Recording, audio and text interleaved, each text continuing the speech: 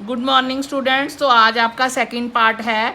आपने चैप्टर किया था पीरियोडिक क्लासिफिकेशन ऑफ एलिमेंट्स, यहाँ तक कर लिए थे। उसके बाद वेरी शॉर्ट क्वेश्चन है, इसमें से आपने ये देखना है कि कौन सी करेक्ट है। तो मैं पे करेक्ट वाली पढ़ रही हूँ। The atom lose their electrons more easily, ठीक है, ये इसके सही आंसर है। उसके बाद बी वाले का सही आंसर है कि आपने XCl, ये देखो XCl2 है, ठीक है। इसमें आपको क्या बताना है कि जो X है उसकी वैलेंसी क्या है। वैलेंसी कहाँ से पता चलती है बेटा? यहाँ से, इसके पैर से। ये दो वाला कौन सा होता है? देखो सोडियम की वैलेंसी है 281 यानी 1, इसकी है 282 यानी 2, तो इसकी 3 है, इसकी 4 है। तो हमें कौन सा चाहिए था? 2 वाला, ठीक है, इसलिए इसका आंसर मैग्नीशियम है। उसके बाद वेरी शॉर्ट क्वेश्चन है, 2 shells both of which are completely filled. आपने 2 शेल दिखानी है जो पूरी तरह फिल होती हैं, यानी पहली शेल में 2 इलेक्ट्रॉन, दूसरी में 8। तो वो कौन सा होता है? Answer is neon. The electronic configuration is 282, इसको प्लस कर लो, नंबर इज 12, इसको प्लस करके 12 नंबर आ गया। 12 नंबर वाला कौन सा एलिमेंट होता है? मैग्नीशियम। अ 2 ऑफ 3 शेल्स, ठीक है, 3 शेल हैं, उसमें से 2 शेल विद 4 इलेक्ट्रॉन। बाहरी वाली शेल 2 तो पूरी हैं, बाहर वाली शेल में 4 इलेक्ट्रॉन है। तो आप इसको लाइंस को पहले ऐसे बनाओगे, 284, इसका आंसर आ गया 14। 14 वाला कौन सा होता है? Answer is silicon. उसके बाद है, इसमें चेंज होके भी आ सकता है। The total of 2 shells, 2 shell complete, 2 shell हैं विद 3 इलेक्ट्रॉन इज बैलेंस, 2 हैं, बाहर वाली में 3 हैं। हिंदी बनाओ पहले इसकी। तो आंसर आ गया 2 3 5। 5 वाला एलिमेंट कौन सा होता है? बोरोन। ट्वाइस एज, देखो ध्यान से पढ़ो, twice as many electrons in its second shell as in its first shell. इसका मतलब है कि दूसरी शेल में, हिंदी में सुन लो, पहली शेल से दुगने इलेक्ट्रॉन हैं। अब आपको समझाया गया है कि पहली वाली शेल में 2 इलेक्ट्रॉन होते हैं। अब इसको दुगना करो, दुगना मतलब 2 दूनी 4, दूसरी शेल में 4, टोटल इसका करो 6। 6 वाला एलिमेंट क्या नाम है? कार्बन। इस तरह आंसर करने हैं, रट्टे नहीं लगाने आपने, ठीक है। अब नेक्स्ट इधर आ जाओ। What property do all elements in the same column of the periodic table as boron and have in common.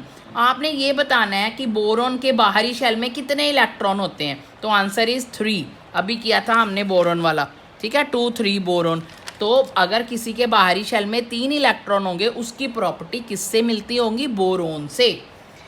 What property do the elements in same column of the periodic table as fluorine have in common? अब fluorine, ठीक है बेटे, fluorine का number कितना होता है? 9। कितना number है? 9।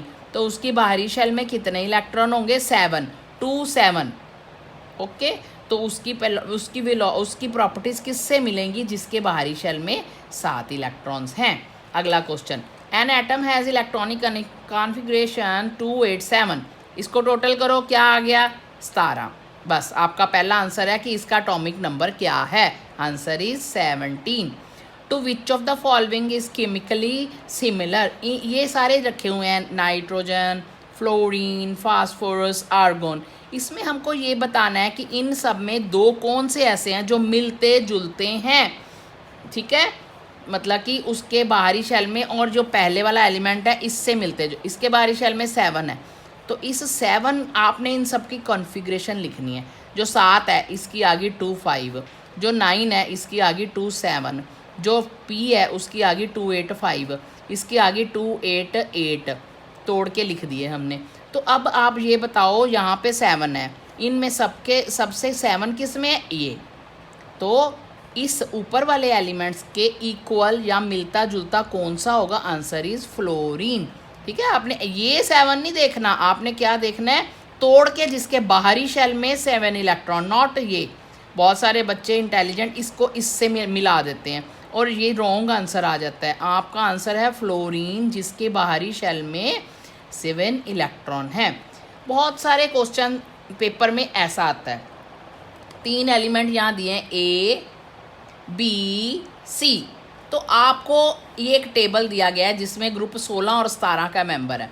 आपने ये बताना है ए मेटल है कि नॉन मेटल है। तो आपको पता है, ये देखो, ये राइट है, ये लेफ्ट है, इधर जो है वो नॉन मेटल्स होती हैं और इधर मेटल्स होती हैं, ये वाले हाथ में, और इधर नॉन मेटल। तो आपको पता है कि ए इधर वाले हाथ में है, 17 नंबर पे है, तो इसलिए ए नॉन मेटल है। State whether C is more reactive और लेस रिएक्टिव देन। अब आपको बताना है सी और ए में कौन सा ज़्यादा रिएक्टिव है।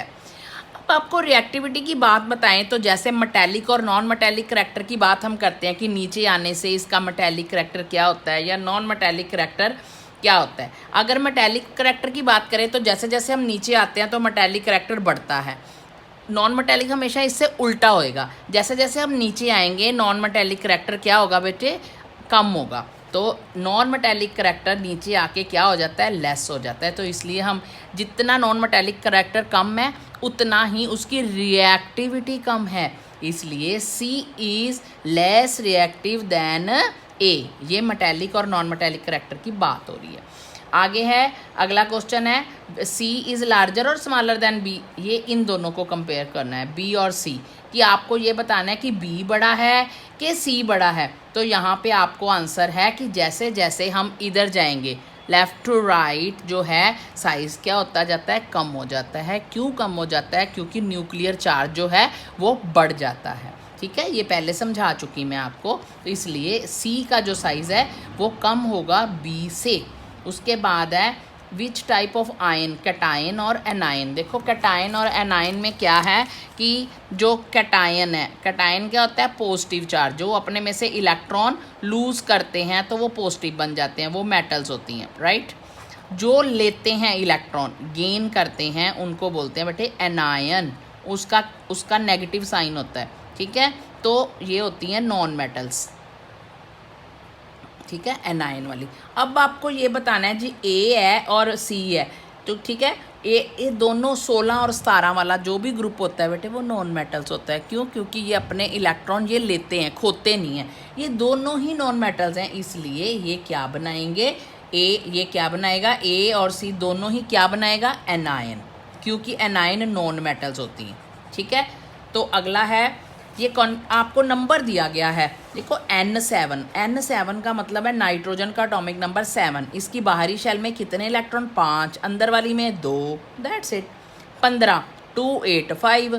के पहली शेल को बोलते हैं, L दूसरी को और M तीसरी को। अगर हम इसको ड्रॉ करते हैं तो वो कुछ इस तरह बनता है। ये देखो, ये आ गया न्यूक्लियस, ये आगे एक शेल, ये आ गई दूसरी, ये आ गई तीसरी।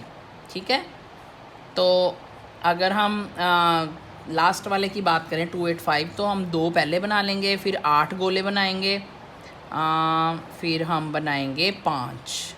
तो पहली शेल, ये इसको छोड़ दो, दिस इज़ न्यूक्लियस। इसके बाद ये जो पहला गोला है इसको के कहते हैं, दूसरे को एल और तीसरे को एम कहते हैं। ठीक है, अगला question, how does the electronic configuration of an atom relate to its position in the periodic table. अगर हम इलेक्ट्रॉनिक कन्फिग्रेशन किसी की जानते हैं, क्या होती है, जैसे 285, 25, how the electrons are distribute in each shell, उसको बोलते हैं। इससे हमें क्या पता चलता है, उसमें क्या पता चलता है, किस शेल में कितने इलेक्ट्रॉन्स हैं ये पता चलता है, और बाहरी शेल में कितने हैं।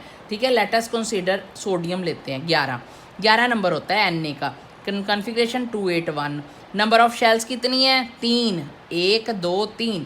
और सोडियम बिलोंग्स टू, जितनी शेल्स हैं उतना उसका पीरियड नंबर है। ठीक है, पी से एस याद करो, पी का मतलब पीरियड, और पीरियड कैसे पता चलता है कि कितनी शेल्स हैं, KLM 3 है, इसलिए ये किस पीरियड में आगे, 3 में। जिसके बाहरी शेल में इलेक्ट्रॉन है, ये 1, इसका मतलब है इसका ग्रुप नंबर क्या है, 1, ये याद रखना है। तो ये पीरियड 3rd और ग्रुप 1 में आ गया। ये हम पीरियोडिक टेबल में क्वेश्चन आता है कि ये वाला जो एलिमेंट है किस पीरियड में जा रहा है, किस ग्रुप में जा रहा है। तो सोडियम 1st ग्रुप में आएगा और 3rd पीरियड में आएगा।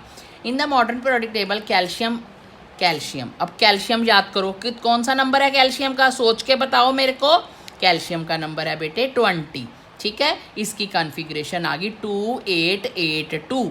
ठीक है, एलिमेंट्स विद एटॉमिक नंबर 12 और 38 वाला इससे मिलता जुलता होगा। क्यों, क्योंकि दोनों के बाहरी शेल में कितने इलेक्ट्रॉन है, 2। आगे वेरी इंपॉर्टेंट, ये तो 5 नंबर में भी और 3 नंबर में क्वेश्चन आएगा कि आपने कंपेयर करना है मेंडलीफ ने पीरियोडिक टेबल बनाई वो कैसी थी और मॉडर्न पीरियोडिक टेबल कैसी थी, दोनों में डिफरेंस भी सेम भी।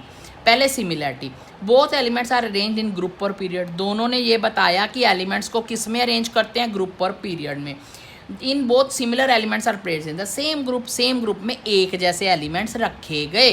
Number 3, both the classification make the study of elements simple and systematic, दोनों ने ये बताया कि हम एलिमेंट्स को सिंपल तरीके से और सिस्टमेटिक तरीके से पढ़ सकते हैं।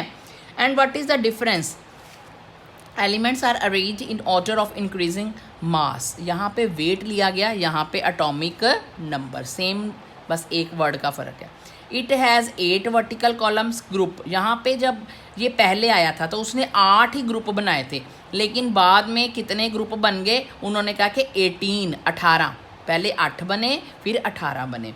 Group succeed group 8 have been divided into sub group, जो 8वां वाला ग्रुप था उसकी आगे डिवीजन हुई ए और बी में, ईच ग्रुप की कोई डिवीजन नहीं है, इंडिपेंडेंटली 18 के 18 अपने अपने हैं। इनर्ट गैसेज, इनर्ट का मतलब होता है नोबल, ये तब तक इनकी खोज नहीं हुई थी, नॉट इंक्लूड, टेबल में नहीं रखे गए थे, यहाँ पे खोज हो चुकी है, जो आज हमारी टेबल है उसको बोलते हैं modern product table. Inert gases यानी noble gases are included, that's it. इन सबको आपने राइट एंड लर्न करना है कॉपी पे, ये आज का काम है। ओके।